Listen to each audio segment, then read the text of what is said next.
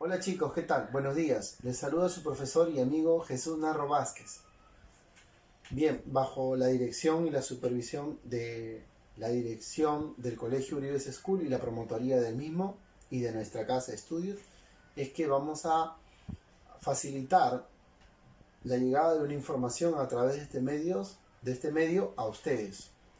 Así poder lograr el aprendizaje significativo. Quien les habla es su profesor de Historia Universal.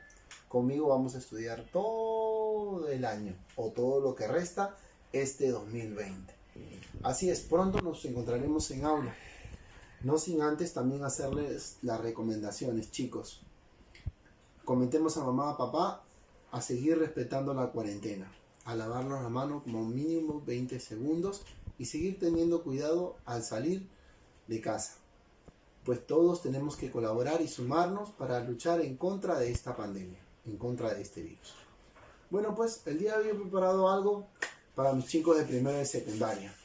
Sé que pronto los voy a ver, sé que solamente he entrado a un salón, al primero C, y el primero A y el primero B también están ansiosos de volverme a ver. Ya me han visto en aulas y saben que pronto nos vamos a encontrar. Bien, les decía que yo les voy a enseñar historia universal, pero antes de enseñarles sobre la historia universal, necesito que usted sepa algo chiquito, algo concreto. Primero, ¿qué es la historia? Hoy día vamos a hablar de 3 puntos, ¿qué es la historia, fuente de la historia y las ciencias sociales? Primero, ¿qué es la historia? Bien, la historia es una rama de las ciencias sociales, es una ciencia social que se encarga del estudio desde el origen del hombre hasta la actualidad. Por lo tanto, se encarga del estudio de la totalidad de la humanidad. Ahora, ¿quién se encarga de hacer este estudio? ¿Quién nos facilita el contenido de la historia? ¿Cómo sabemos sobre cada uno de los hechos que han pasado? Una persona importante dentro de la historia es la imagen del historiador. El historiador se encarga de hacer ese trabajo, es su labor, una labor grandiosa, una labor majestuosa. Enaltecemos al historiador como tal. Su trabajo es muy importante. También el historiador va a necesitar de un conjunto de fuentes. Antes de pasar a las fuentes de la historia, necesito primero volverles a recordar. La historia es una ciencia social que se encarga del estudio del pasado de la humanidad y hasta la actualidad. Teniendo ese dato como base, vamos a poder nosotros entender cuál es la labor del historiador. El historiador, para poder conocer, saber, poder plasmar y poder tener hoy en día toda la información que tenemos acerca de nuestros antepasados, el historiador va a tener que recurrir a algo muy importante, a una herramienta, a herramientas que necesita saber y conocer. El historiador va a recurrir a las fuentes de la historia, y las fuentes de la historia son las que van a predominar en este pedacito del contenido que vamos a hablar hoy. Las fuentes de la historia van a ser aquella materia prima que el historiador va a necesitar y utilizar para poder plasmar la historia. Bien, tenemos la ayuda de este jarrón. En el colegio tenemos un alfar, un huaco, una cerámica que la vamos a usar y que pronto ustedes la van a conocer también. Es de una cultura peruana nuestra y esta es una réplica, no es un alfar original, es una réplica de un alfar que el día de hoy nos va a ayudar para entender y conocer acerca de esas fuentes. Vamos a tener dentro de las fuentes de la historia fuentes primarias y fuentes secundarias. Las fuentes primarias son todas aquellos materiales que son propios de la época, del hecho histórico o del proceso histórico, son propios del yacimiento, de lo que se encuentra. Digamos, si este alfar fuese original y no fuese una réplica, sería una fuente material primaria. Y las fuentes secundarias van a ser todos esos trabajos todo lo investigado de otros investigadores que a la vez han investigado de otros historiadores, que han tratado de poder resumir y poder entender aquel trabajo, aquella labor del historiador. Entonces tenemos dos puntos: fuentes primarias y fuentes secundarias. Las fuentes primarias, a su vez, se dividen. Dentro de esas fuentes primarias o directas, vamos a encontrar, ahora sí, lo que a usted le parece familiar: las fuentes orales, las fuentes escritas, las fuentes materiales o monumentales, las fuentes audiovisuales y hoy en día las fuentes electrónicas, que ahora es una herramienta total. Yo la utilizo, usted la utiliza. En este momento la estamos utilizando. Dentro de esa fuente directa, repetimos, fuentes orales, fuentes escritas, fuentes materiales o monumentales, fuentes audiovisuales, fuentes electrónicas. Van a pertenecer a esta parte de las fuentes directas. Hoy solamente estamos recordando un pedacito de esas fuentes que en sexto, que en quinto nos mencionaron. Sexto y quinto de primaria, nuestra profesora o vuestro profesor nos contaba. Pues estamos hablando de las fuentes de la historia. El historiador tiene esa materia prima, tiene las fuentes y va a ir armando la historia en base a lo que le va a hablar. No quiere decir de que nuestro alfar le cuente al historiador, aunque usted no lo crea, sí nos cuenta, sí le cuenta al historiador, sí le narra su forma, cómo es, la base que tiene, la forma, las características que tiene un objeto o un material o un complejo arqueológico, le va a contar al historiador y él lo va a ir plasmando. Su investigación lo va a ir plasmando y esa a su vez se va a convertir en nuestra fuente de información para cada uno de nosotros, para mí, para poder investigar y poder llegar a ustedes, y para usted también, para conocer y aprender un poquito de la historia. Pero el historiador no hace una labor solo, él tiene que tener noción y a la vez necesita de ayuda de otras ciencias.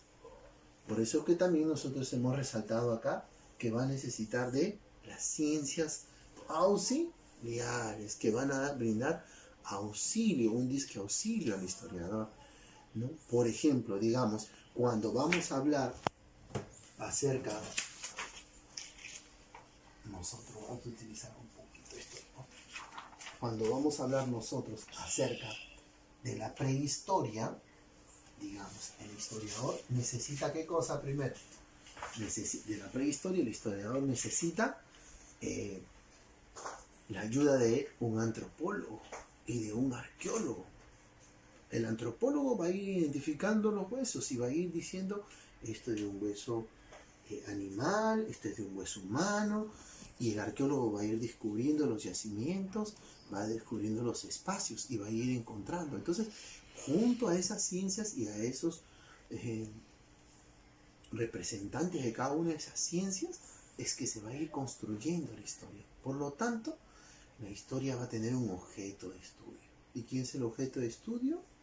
Prácticamente la evolución, o sea, la humanidad misma, el hombre mismo, ¿no? Entonces, así como va a haber ciencias auxiliares, no crean que solamente el historiador se va a ver sujeto de ¿qué cosa?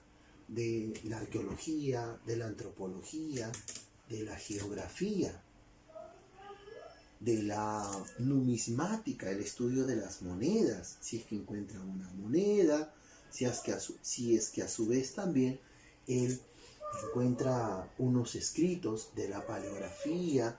Entonces, el historiador va a tener la ayuda de las ciencias auxiliares para poder continuar su labor, continuar su trabajo. Muy bien, hasta este punto hemos hablado de, uno, qué cosa es la historia. Decíamos que es una ciencia social.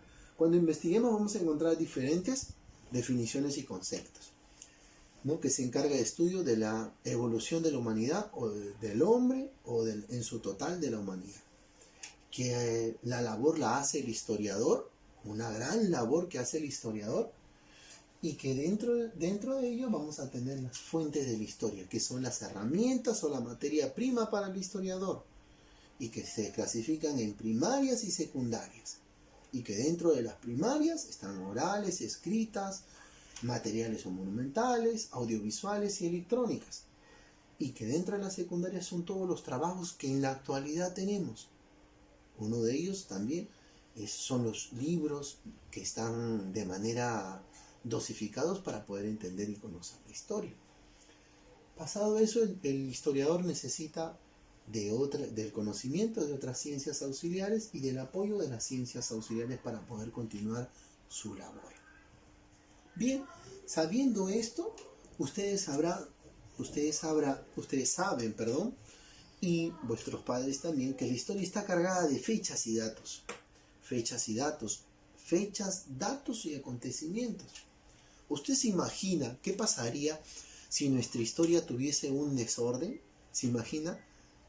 Empezaríamos a estudiar desde 1999 y no desde el origen del hombre. Entonces iríamos de adelante hacia atrás, no desde atrás hacia adelante.